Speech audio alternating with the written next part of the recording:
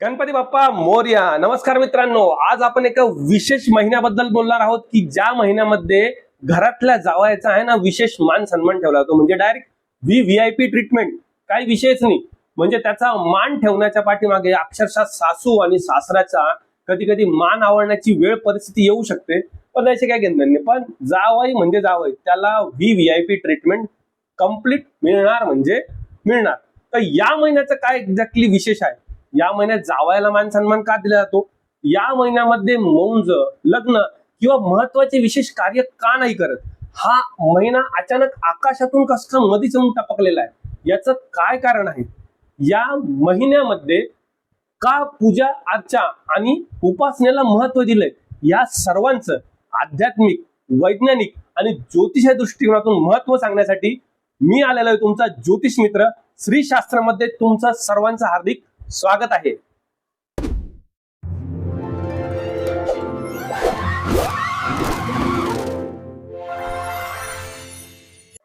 मंडळी, आपल्याकडे आहे ना, लोकांना आहे ना जुगाड करण्याची खूप सवय आहे. कोणती गोष्ट झाली की जुगाडातून काहीतरी मार्ग काढायचा, जुगाड करून ते काम पूर्ण करायचं आणि फत्ते करायचं.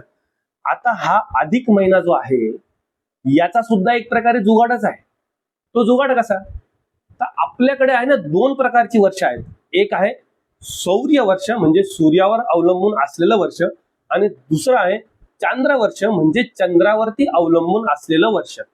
आता सूर्य आणि चंद्र यांच्यामध्ये चांदमामा आहे आपले फास्ट, सूर्य भाऊ आहे थोडेसे स्लो, दोघांच्या कंपॅरिझन मध्ये बरं का. हा, तर सूर्य वर्ष जे आहे ते आहे 365 दिवस आणि 6 तासांचं, आणि चंद्र वर्ष जे आहे 354 दिवसांचं.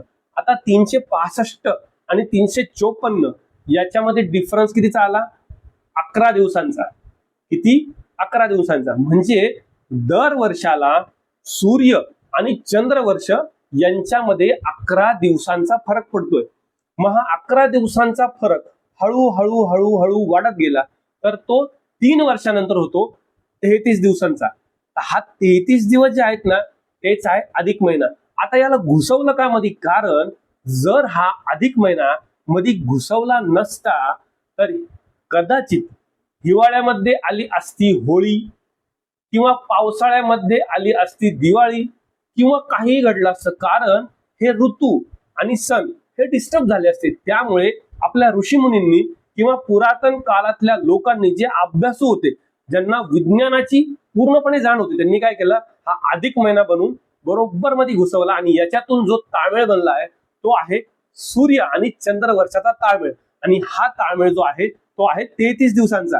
तर आता वैज्ञानिक दृष्टिकोनातून तुमच्या आता लक्षात आलं असेल की हा अधिक महिना काय आहे.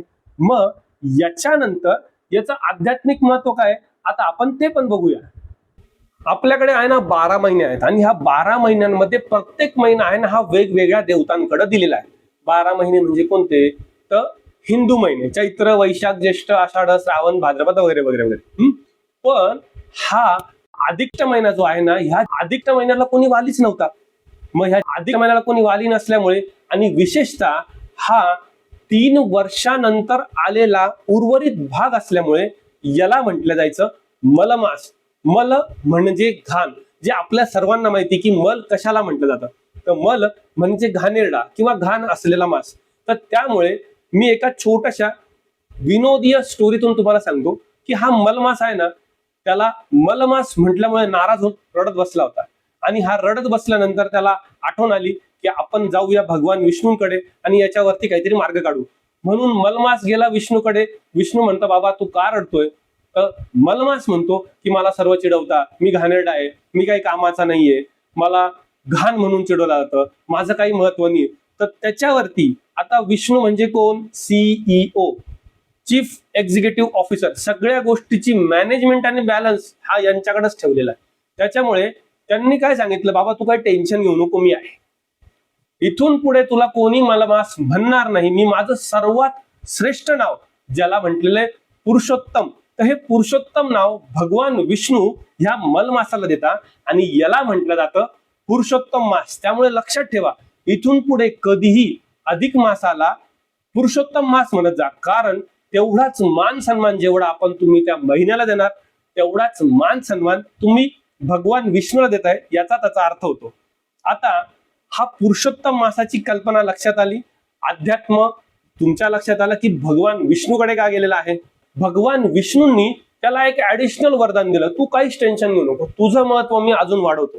तर ते कसं, जर ह्या महिन्यामध्ये कोणी माझी उपासना केली, म्हणजे कोणाची, भगवान विष्णूंची, माझी उपासना केली, भक्ती केली, दान केलं, तर सर्वसाधारण कोणत्याही महिन्यामध्ये केल्यापेक्षा मी कितीतरी पटींनी जास्त महत्व त्या व्यक्तीला आणि त्याचं फळ त्या व्यक्तीला देईल. त्यामुळे ह्या पुरुषोत्तम मासामध्ये भक्ती केली जाते, पूजा केली जाते, अर्चना केली जाते आणि दान आणि धर्म केला जातो.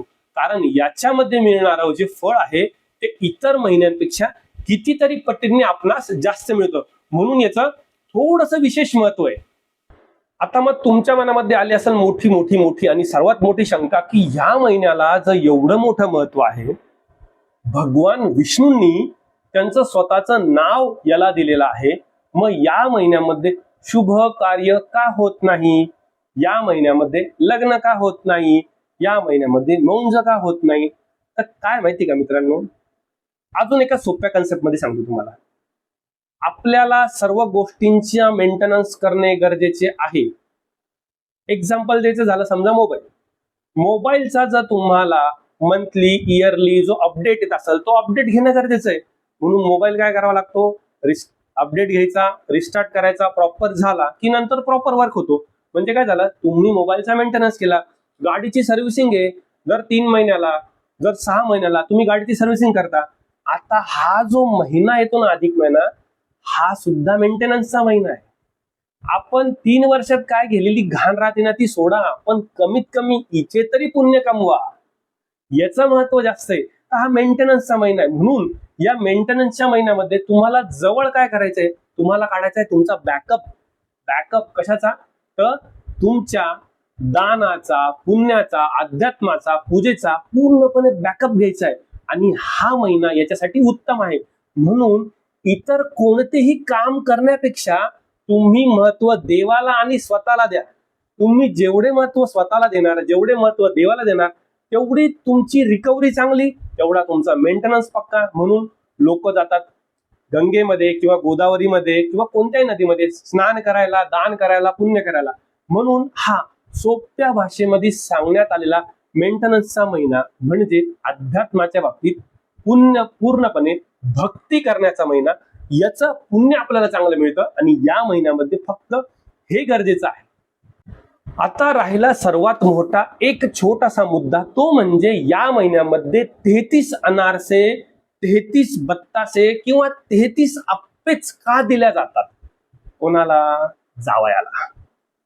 तर हे 33 का दिल्या जातात, कारण याच्या मागचं मोठं महत्व आहे. आणि जावयाला का बरं महत्व दिलेलं आहे, कारण याच्या मागचं गणित मी आधीच तुम्हाला सांगितलं की 33 दिवस, 3 वर्षांच्या डिफरन्स भरून काढण्यासाठी हे जे 33 दिवस असतात, त्या प्रत्येक दिवसाचं प्रतीक म्हणून 33 अनारसे, 33 बत्तासे, 33 अप्पे किंवा कोणतीही गोष्ट 33 मध्ये दिली जाते.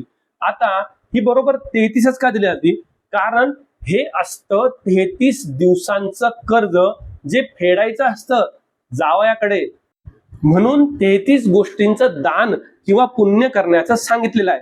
आता याच्यामध्ये जावयालाच का निवडलं, हा एक महत्वाची गोष्ट आहे. तर आपल्या अध्यात्मामध्ये किंवा आपल्या शास्त्रामध्ये थोडं सत्य बोलतो, जावाई कसाही असो, तो काहीही बोलत असो, तो कसाही वागत असो, त्याला विष्णूचा अंश मानलेला आहे.